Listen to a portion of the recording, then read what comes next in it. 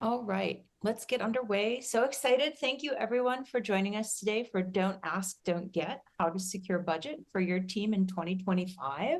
Super excited to be joined today by our wonderful guest, Brooke Bartos. She is absolute legend. Brooke, I think you're like a six-time Marketo champion, right? Adobe Yep. Marketo Engage champion. That is phenomenal. And she is a wonderful thought leader in the space of marketing ops. Super thrilled to have her joining us today to share her story. A little housekeeping up front. Hi, I'm Lauren. I'm going to be hosting this event today. I'm a VP here at Revenue Pulse. And just to lay the groundwork for the day, we will be discussing a case study that Brooke is going to be sharing with us about how she's managed to secure budget for her team in previous years. We're going to share some pro tips with you on how to secure budget for your team and your key initiatives in the coming financial year. And we'll save some time at the end for a group chat and some conversation. So if you have any questions, feel free to drop them in the chat. We'll have eyes there. Otherwise, feel free to share them directly with Brooke and myself at the end of the event. That being said, here's the agenda, a breakdown of how we're going to run. Brooke will be sharing her story first, and then we're going to talk pro tips. And like I said, yeah, roundtable at the end. So jumping right in, Brooke, would you care to share with the team a little bit of background about what brings you to the table today? Yeah, thanks, Lauren. Hi, everyone. So as Lauren mentioned, I am the Director of Marketing Operations and Analytics at a organization called Invoice Cloud. And when I started here, we were an organization that was still pre-IPO. We were startup, an organization really built on M&A. And within the organization, we had 5 business units who had operated entirely independently, um, completely different marketing teams, different tech stacks. And we were really starting to work toward that journey of IPOing and really becoming that idea of a real grown-up enterprise company. And one of the biggest challenges that I was tasked with, I was the first marketing operations hire. So I started out as a team of one. And that meant that all of the work that I was doing was really building from scratch. And to be able to get to where we needed to be meant needing to put in a lot of not only budget asks, but really get a lot of stakeholder buy-in for both a short-term and a long-term vision of what this might look like. And so over the course of probably my first year within the role, a lot of it was spent asking for budget, asking for headcount, being able to support the marketing team's asks for budget, to really be able to say, hey, where are we and where do we want to go? So it gave me a lot of at-bats in building those budget asks. Lauren, would you mind switching us to the next page? Absolutely. So a lot of the big focuses that I was looking at as we were going into this, and where a lot of the business cases that I was working on were primarily to start with tech stack asks. So looking for requesting budget for tech stack tools. That also meant in some cases, because of transition times, justifying within the ask that there would be a transition period where we may be paying for 2 different tools at the same time that did the same thing to be able to support that transition. So that's a tough ask. Some of that meant agency spend asks. Some of that meant headcount asks. And some of that was also working with the marketing team. It was their first experience with somebody in marketing operations, somebody with ownership over marketing analytics, being able to understand the impact that they were driving for the business and how to support them in asking for additional budget for things like campaign spend, event spend. Trade shows were just starting to come back after 2 years of, no live events. So all of that budget had been reallocated. How do we go back and ask for that budget again? And so it was sort of this multifaceted approach of there's a lot of big meaty things that we need to tackle. There's not a lot of budget to get there. So we've got to make sure that the business understands why this matters, why we want it, what we're going to do with it, and then how do we show the results. I think that you raised an interesting point in my mind around being the first and only team member of one, right? Whether that's a Yeah. marketing ops team member of one, or, in startup land, you could be a marketing team member of one. And I've been in that role before. And what's Yeah. interesting is when you're talking about budget, as the first kind of pioneer of sorts in your department or in marketing, I think the initial investment is thought to be in you, right? And so I think it's a hard proposition at first to get your mind around. Is you have to get the organization thinking about you as kind of like the center of a wheel, right? Where, yeah, you paid for me as headcount, but there is indeed, in addition to me, the need for me to be scalable. And maybe that's adding, a contractor or an FTE, or as you said, bringing in an agency or putting budget toward initiatives. But I think sometimes as the first person, you have to make justification for the initial spend beyond your own salary. And sometimes that's a really difficult proposition because they think you're going to be this like one man band that can solve all of the problems. But at the end of the day, you're more of a ringleader than you are a one man band, right? Yeah. Yeah. And I mean, that investment in you is similar to, any purchase that you make, you want to be able to show ROI That's for right. your hire. You're at the end of the day demonstrating they bought into what you were selling, which was your experience, your skill set, your vision, your goals. You've got to deliver. Yeah. And I think that's the key, is like that full circle narrative. It's not so much an ask for funding, it's more of an ask to invest in the business in a powerful way that's going to generate return on that investment. Yeah, Awesome. exactly. Well, between all of the budget asks that I have made over the years, all of the investments that I was able to secure, and even through the investments where I didn't get what I wanted or got a portion of what I wanted and just had to figure out from there how to be creative. There are a couple of things that I learned along the way that I have taken back and used to refine the process. I was very fortunate several job roles ago where I had a fantastic leader who was very dedicated in making sure that we knew how to write the business cases that we needed to be successful. So I had a lot of great strength to draw on from there. But of course, you know, every organization, you have different goals and different focuses. So these do change a little bit. But a couple of the things that I learned, I'd love to share with you today. And so the first is always anytime you are making a budget ask, be very clear about your goals. This is going to be the start of every conversation.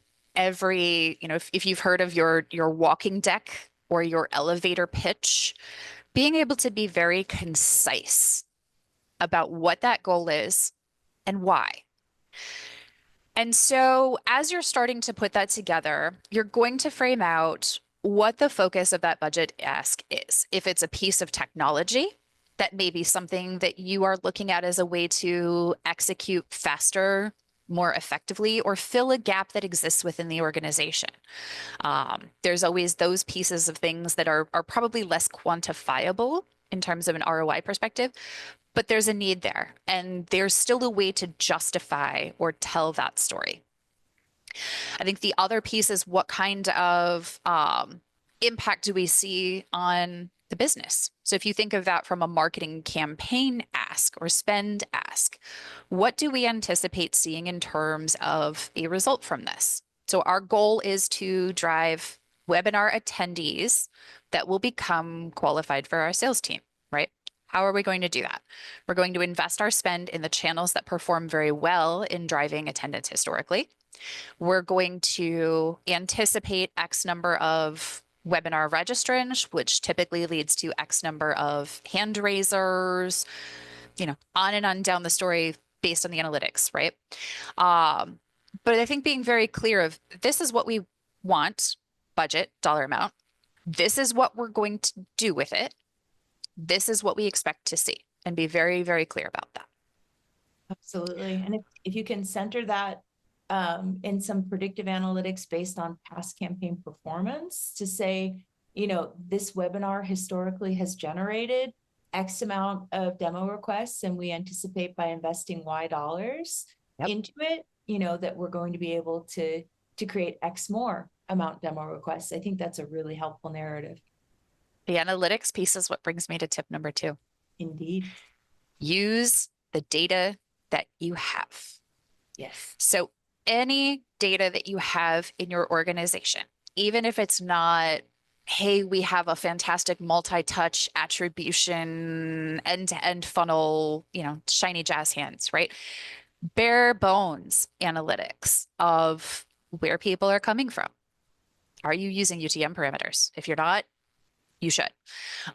Understanding where these people are coming from, because that's going to help you understand the channels that actually do drive impact. And that will help you understand other opportunities for budget investment. It also helps to justify the ask. So if it does come to something like marketing campaign spend, event spend, webinar spend, ad spend, doesn't matter. If you have previous data that you can show, hey, in the past, when we have had webinars, the top driving channel for registrations has been LinkedIn. We'd like to add additional budget to our LinkedIn ad spend for this particular webinar because we need to increase our lead volume for our sales team. And we know that this is a strong performer.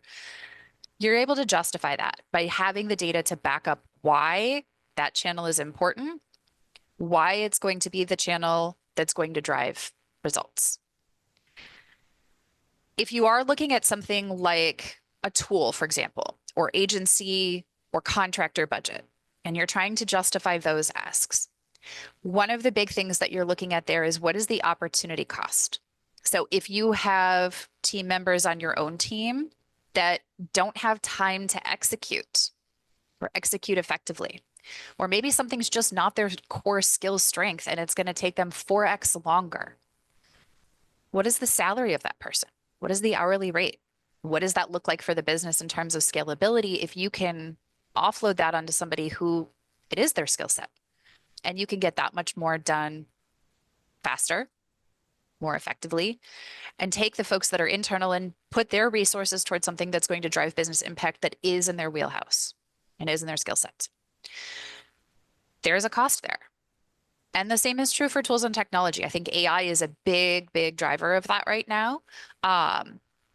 But there is opportunity in investments in tools and technology that help us to be able to grow and scale more quickly compared to how many headcounts it would take to be able to do the same process manually. Something quickly that comes to mind for me is one of our investments was in a lead to account matching tool.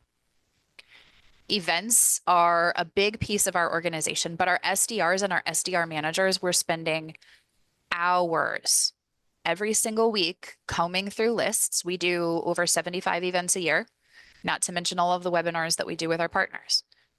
Hours each week combing through these lists, looking for account matches to convert these leads and map them to an account. How much time were they taking away from being able to sell versus how much did it cost for us to acquire a lead to account matching tool that immediately freed up, 5 to 6 hours a week in lead lists, right? Are we ever going to be able to sit and say, hey, here's the hard ROI of this tool? I mean, yeah, we can say, here's how many hours we saved. But as we grow and scale, that number just continues to pace out even more, which is fantastic. Now our teams have more time to actually focus on the business and revenue generating activities as opposed to data hygiene so that marketing can show impact, right? So think about all of the pieces that go into that budget and what you get for it. I love that. I love that thought around efficiency. Like, what is the lost kind of cost of the opportunity of having you be more strategic, right? Yep. So I think sometimes, especially in MOPS, we tend to DIY a lot. And sometimes that's a wonderful trait. But sometimes if you think about cloning a template and updating tokens and doing all of this manual work, like, what is the lost opportunity cost of you leveling up to spend more time in the data, or in planning, or in alignment with sales, or even in win-loss interviews with prospects and customers to glean important insights around contributing value with your campaigns while you're busy with campaign execution. Sometimes the hidden costs of campaign execution, of manual tasks, you don't quite realize what you're missing out on. But I think it's a really interesting perspective you have here around being efficient and effective with your team's time. Yeah. I mean, that's, that was always a base number one thing that I would train my marketers on with Marketo, was doing something like tokenizing and using program templates and the efficiency spent there, right? We think about, it is more of a time investment the very first time you build those program templates, to build them out, to have everything in there that you need, right? You're going to spend some time in that. Yep. But every single campaign that you do afterward, how much faster is the execution of that? So was that investment of your time up front worth it? 100%. You're going to be able to justify that every time. You're setting your future self up for success, which sometimes is the hard work, right? To think about like how you're going to thank past you for setting up present you for success. But if you're trapped in a place where you could be automating, I mean, the whole second word here in marketing automation is automation. And I see a lot of people kind of spiral into more manual tasks than they need to, which makes it harder, I think, to make a business case for budget, makes it harder to leverage the data, makes it harder to talk about the value proposition of scalability, which really is at the heart of getting that budget, is talking about what kinds of results you can gather with that money. Yeah. And that's a great lead into tip number 3, tying your anticipated results to the business objectives. Yes, ma'am. So when you are making these asks, it is important not only to use the data and say why you think this matters, but be able to speak to the goals of the business. So remember, at the end of the day, the ultimate person who's going to sign off on this budget is probably going to be somebody in finance. Somebody that's looking at this in terms of numbers. And they're looking at, what are the goals of the business? How does this budget ask align with the KPIs and OKRs of the business? So leaning into and being able to speak the language of the business in your ask is something that is going to make your ask more effective. So if you are looking at what you think the expected result is, and, going back to the example of webinar registrations, we want to drive more webinar registrants. Why? If at the end of the day, somebody has to go sit in front of the board and say, hey, marketing wanted more money to drive more webinar registrants, the board doesn't care. The board doesn't care. That's right. The board's going to care about, what did those registrants do?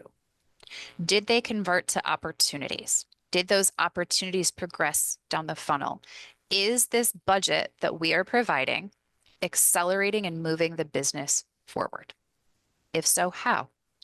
And so if you can take the ask that you have and frame it in such a way that speaks to the language of the business, when you go and you have that conversation with folks like sales or with finance, or even with your marketing leaders, your CMO, and you say, hey, I want this budget.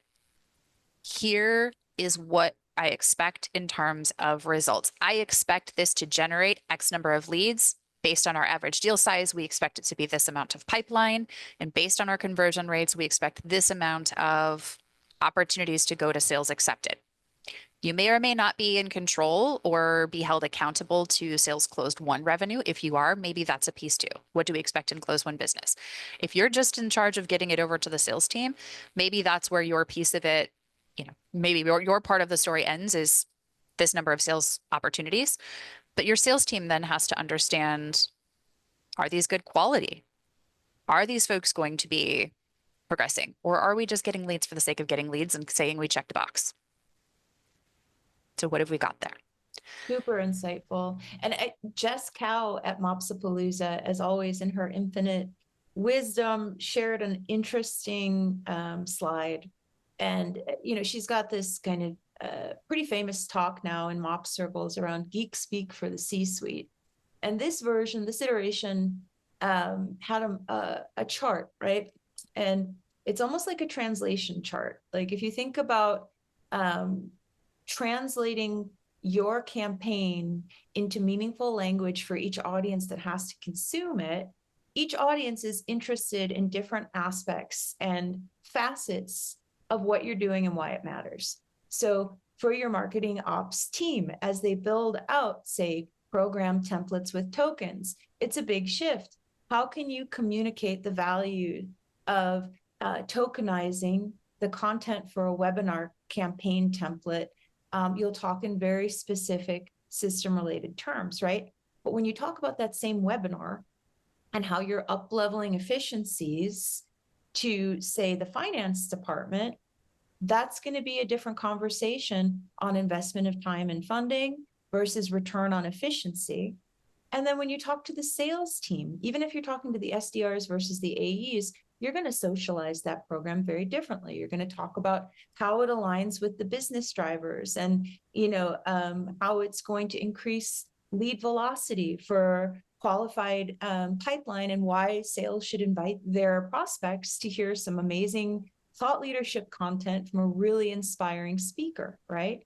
And then when you're talking to the CMO, they're going to care more things about the things that you see here with KPIs. They're going to care about how they can communicate your campaign to the board, right? And so giving them the information that they need about anticipated results is so key. And once you start pleasing these different stakeholders, it's going to be interesting. The pivot, at least that I've seen in my career, is once you start articulating and speaking the language of these audiences, instead of having to kind of panhandle and solicit budget in ways that are you're going and asking for a spot on a spreadsheet, all of a sudden, when you're able to communicate the value of what you're up to, you'll be surprised at the end of a month, the end of a quarter, by someone that actually has extra budget, and they're going to say, hey, love what you did on that webinar. What could you do with 5,000 extra dollars? We have extra money. We saw it had great results. The sales team was very able to follow up on the leads it generated. Would you like more budget, and how will you apply it, and what can we expect from that budget? So it's an interesting pivot when you start to speak the language of your different stakeholders about business objectives that are meaningful to them. And I think that's a great way to position yourself, not only to ask for budget, but to be better perceived and understood as a value driver, like a force multiplier within your organization. It's good for your career to have these conversations.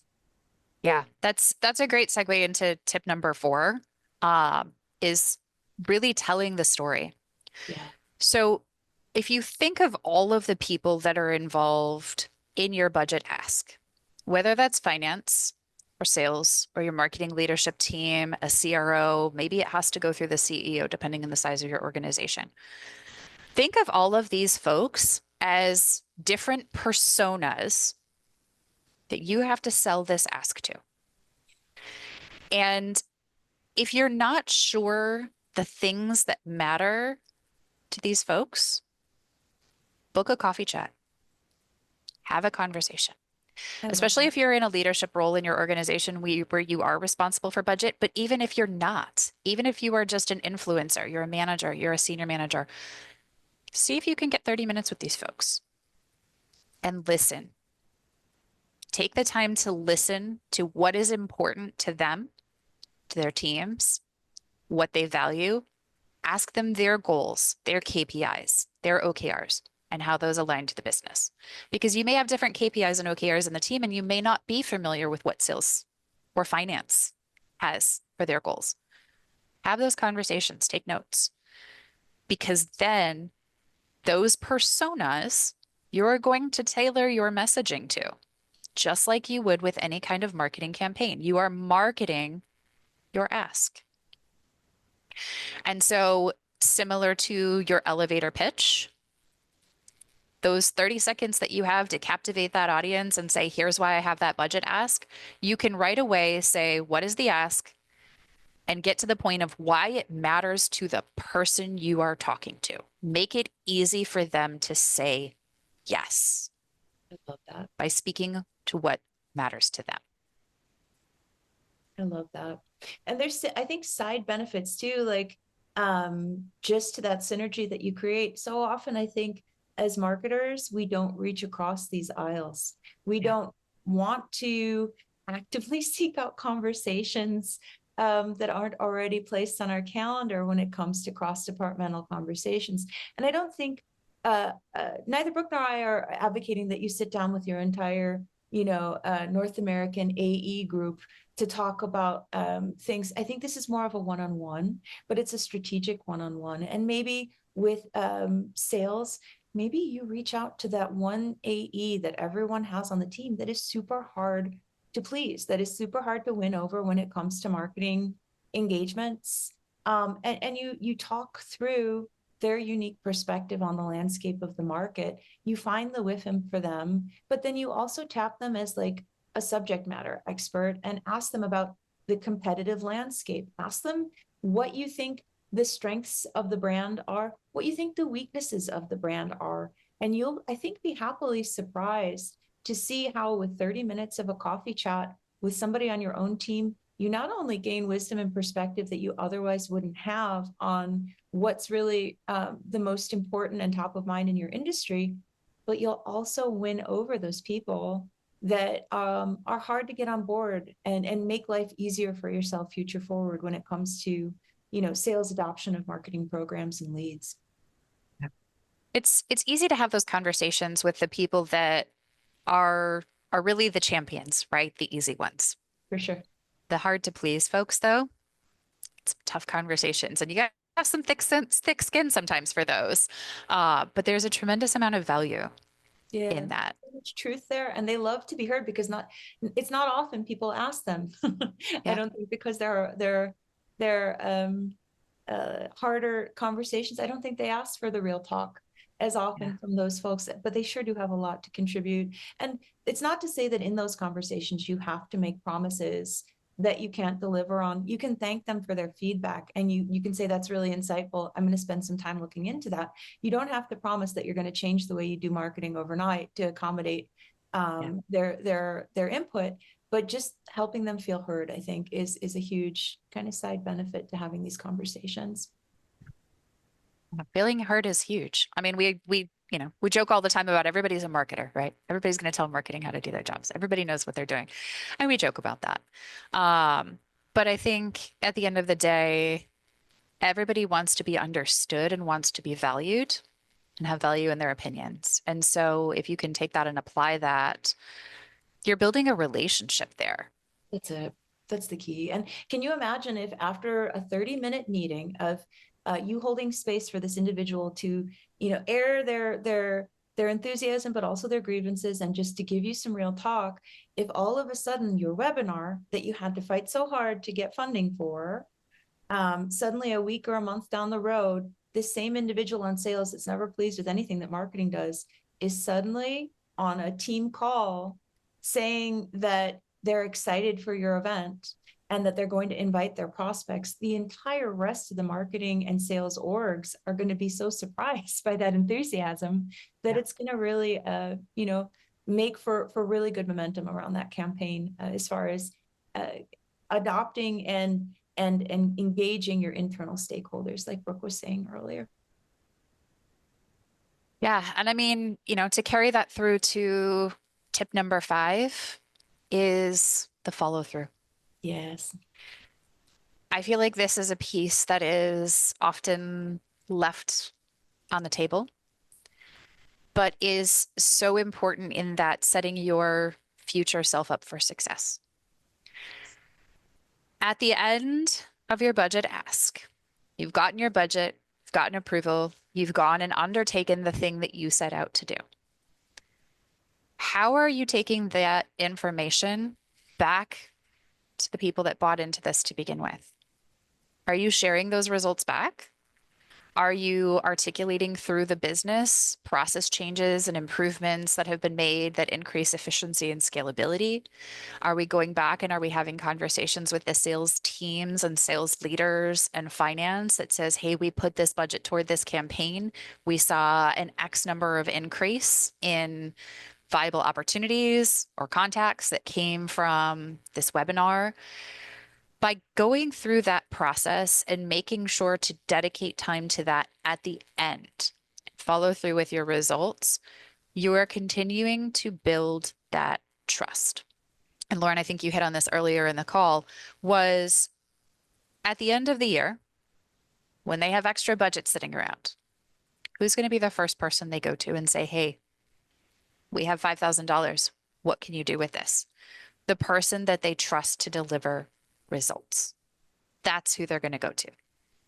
So be that person. Make sure that you carve out that time for the follow through because future self is going to thank you for that. The next time you have a really big ask that's harder to quantify and justify, if you have people that believe in you and that trust in you, that you're going to be able to take your vision, execute on it, show results, and report that back, it's going to be a lot easier to make that ask turn into a reality.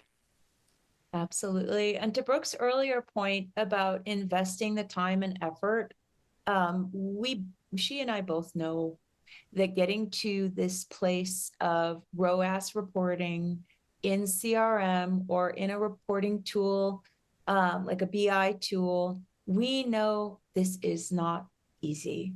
But every great journey starts with a first couple few steps, right? So to her point earlier about UTM collection, right? Maybe that's where you start. Maybe if you're not at a point, a utopian point where you can confidently attribute 29.4K to a campaign or whatnot, we understand completely.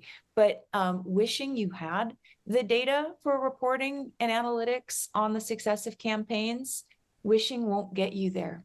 You have to start building a roadmap and a plan for yourself. And maybe, maybe you're doing that as a solo marketer in a startup where you have to carve out an actionable path that will take you some time. But this is really the cornerstone of building the trust with stakeholders in the org. If you're not a revenue guided marketer at this stage of the game, you really have to consider, the longevity of that plan. It's not super easy. Some larger orgs have the luxury of an entire data and analytics team, and they have data scientists and transformation and data stitching and data lakes, gathering all kinds of interesting first party data and making it into a meaningful story. You have to start where you're at and make a plan for where you want to get to. So even if you're looking in platform at some data and thinking around just cost per acquisition, say from a paid media campaign, something is better than nothing. But maybe reach out and have one of those half-hour coffee talks with your Salesforce admin and say, I'm really thinking around how I can carve out a good case to the business for the value of the marketing that we're doing, and start talking about attribution. Start talking about attribution tools and philosophies and get those conversations started. And I know it's scary to start leaning into numbers because sometimes, especially early on, as you start looking at revenue stories, they're not complete. So for instance, if you're looking at first touch attribution and you're looking at okay, easy enough. I'm just going to go ahead and say all the new people that we attract with our webinar program to the database, all the net new people, I'm going to mark them as sourced by this webinar. And when they finally result in pipeline that closes, hey, presto, marketing attribution for my campaign. We all know it's not quite that simple. We all know you're going to invite people from the database to your webinar. You're going to have people that were acquired from other programs, and then suddenly Last Touch gets murky, and so do the numbers around the campaign. But as you get philosophical and start to think more holistically about influence and attribution, you at least need to have some starter numbers to report on. So it might be a daunting task. You might not have this beautiful dashboard right out of the gate to rely on, but it's definitely a journey worth taking. And I think, Brooke, you've seen that journey at multiple different stages in multiple different companies. And maybe you can speak to how to get to this kind of utopian point and what that journey looks like too. Yeah, I mean, most of my career marketing analytics and attribution was done in an Excel spreadsheet. There you go. There you Really sexy. go. But I think, you make a great point of figuring out what works for your organization, whether it's a first touch model or a last touch model, or in some cases it may be both or either or. If you're not collecting the data, though, you'll never be able to action it. That's right. And so, that's something that when I look back at this role, when I first came in here, the team wasn't using UTM parameters at all. The very few that did on occasion, they weren't standardized. And so it wasn't a lot of data to work with. And the reality is that was 2021. We've come a very long way since then, to the point where sometimes it's hard to look back and say that we're the same organization if you look at where our analytics have come. Yeah, And so I think some of that comes from starting with the basics, master the basics, use UTM parameters consistently, use conventions that are consistent and easy to track. Capture things like the programs where you have successes. Marketo released the program member custom fields that sync to Salesforce campaign member custom fields. That's where we populate all of our UTM data for all of our programs. So yes, to your point, a webinar, great. Webinar was the last success that they had for the event. How did they get to the webinar registration? Was it through LinkedIn? Was it Google Ads? Was it an email? Was it a partner referral or a newsletter? We're going to be able to look now at those webinars, even separate of this, pretty dashboard you see from our Caliber Mind reporting over here, right? We're going to be able to look at Marketo, and we're going to be able to look at the program membership of a webinar and say, how did we drive registrants? yep. And then how do we use that? Then So partner with an out of the box program report like a Marketo. Marketo has the program member reports. Those are fantastic for something like a webinar. If there is budget that you had to put in there, you had to pay for a speaker or your ad budget or whatever, you put that in your program cost. And then it's going to be able to very easily spit out for you your cost per new name, your cost per success. All of those metrics are going to sit right there in front of you. And so you'll be able to take a look at that and say, okay, we had this amount of people that are net new names. They came from this source. This was our cost per acquisition. How does this compare to our other webinars? Or how does this compare to our other channels? You've got some really easy out of the box reports that you can leverage there without needing to have a massive BI tool that's right. And or an analytics team. I think those are wonderful insights. And I think that when it comes down to UTM parameters and standardization and first steps on this journey, if you're new to slicing and dicing the data for measurement around success and around ROAS, to Brooke's point about collecting the data, if you start just at least thinking about first touch and last touch, right? And you start, maybe you don't have weighted multi-touch, maybe you're not ready for the full, buyer kind of prospect journey that leads up to a demo and eventually pipeline. But perhaps you want to start with a UTM spreadsheet to kind of harken back to what Brooke said about early measurement for her career, starting in spreadsheets. Pop open a spreadsheet, right? And start documenting how you want to track and consolidate and have governance around source and campaign, right? Even if you just start source, medium, and campaign, I think with your UTMs, and have a data dictionary that standardizes those by channel, then you're going to have some initial decisioning that's going to be really, really relevant to helping make the foundations for your success. And not every message is appropriate for every stakeholder. When you first see reporting, it's tempting to carry it straight into the nearest boardroom and the nearest kind of stakeholder meeting.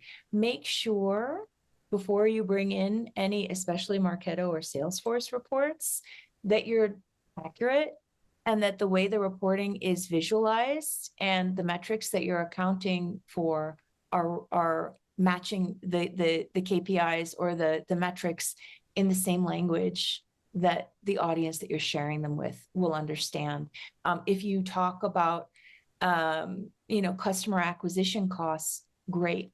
But if you talk about, ARR in the wrong room and they want to hear about CAC, then you have to think about the audience and what meaningful metrics, the language they speak, and whether or not that reporting is interpretable, I suppose you could say.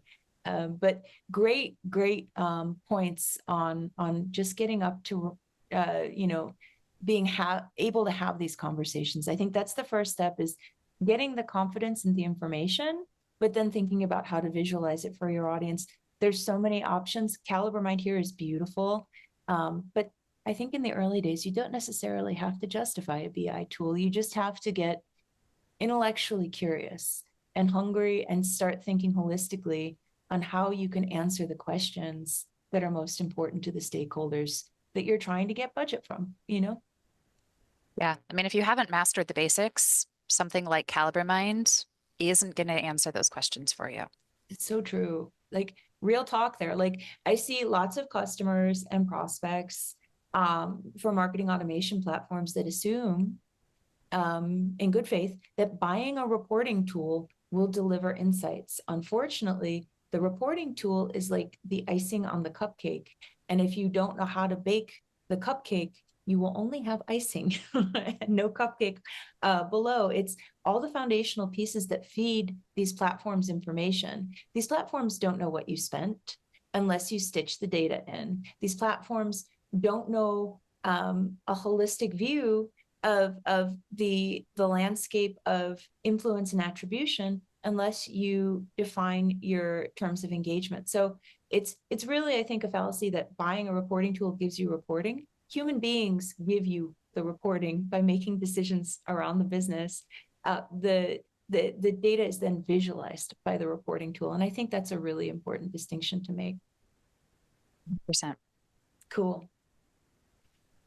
Well, that being said, Brooke, would you care to talk about the gift we have for our registrants today? Yeah. So, one of the things that I have always started with as the foundation of the business cases that I do is really just a very simple Excel template. But it lays out the different elements of what should be included in the business case in order to create this ask. Now, Lauren, I don't know if you have it available and want to share on your screen or want me to pull up in mine. Yeah, I can stop sharing and you can pop it up if you'd like. Okay. But it doesn't have to be something overly architected or overly complex. So you can see I've just got, it's pretty short here. But a couple of the things that, we talked about during today as far as the tips, the overview section. This is your elevator pitch. So this is an opportunity to be very short and concise about what the ask is, why it matters. Then you'll want to go through everything that is in the current process. So what are we doing now? What are some of the pros and cons that exist in there? What are some of the challenges that it presents? What does that look like for somebody who is not familiar with what's happening? So that could be a description of your marketing campaign, how you are actually going out and using those dollars to go and drive new names or registrants or successes or whatever the case may be.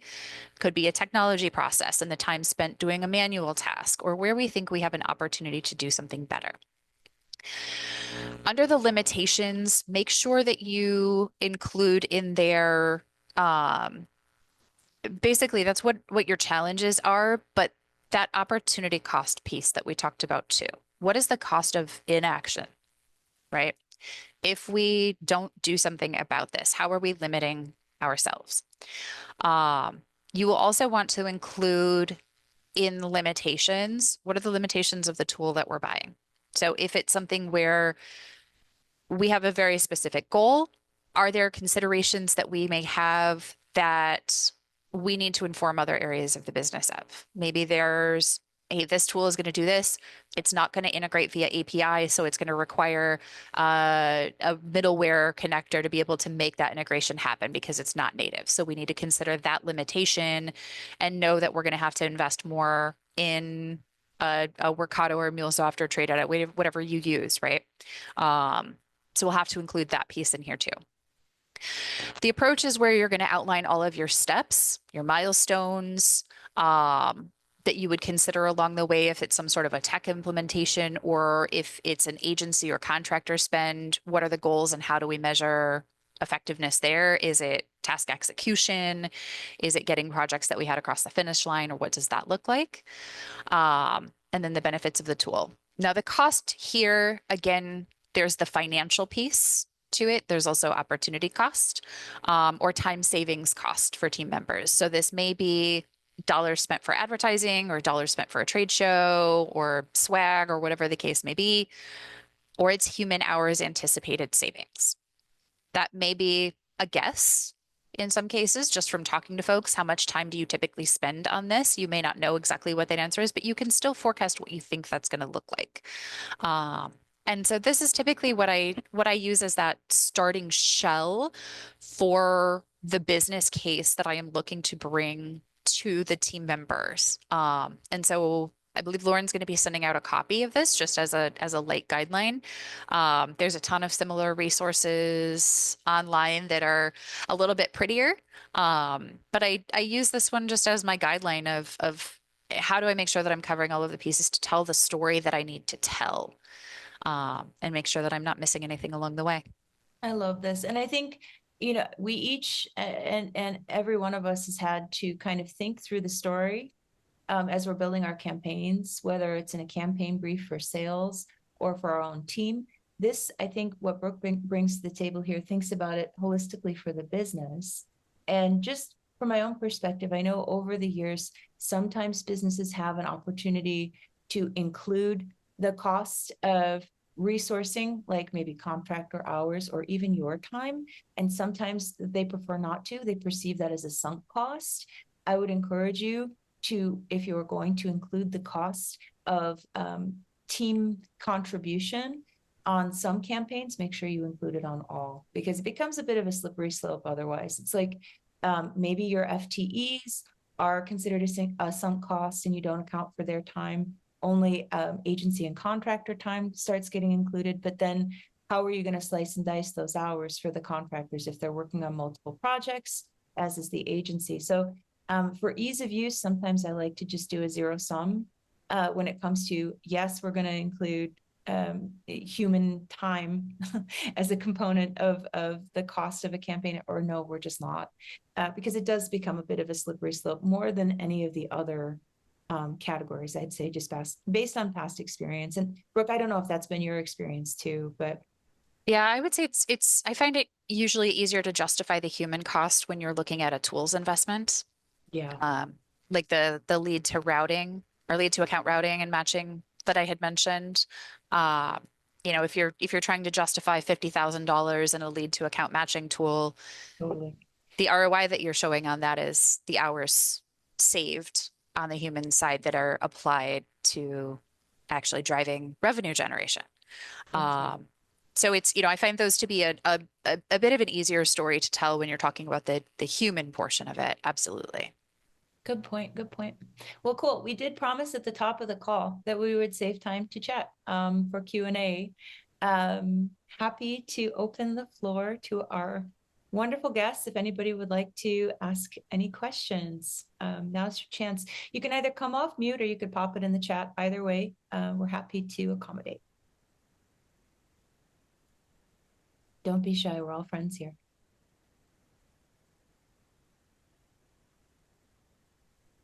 Well, all right. If the gang does not have any questions for us today, we'll go ahead and adjourn. Thank you so much, Brooke, for your time and wisdom. We are always a fan of yours, and it's wonderful that you were able to join us today. And thank you to everyone that hopped on the call. We hope you got some value from the chat, and we'll be sure to send around Brooke's spreadsheet for your own planning and resourcing for 2025. We hope you have a wonderful day. Take good care.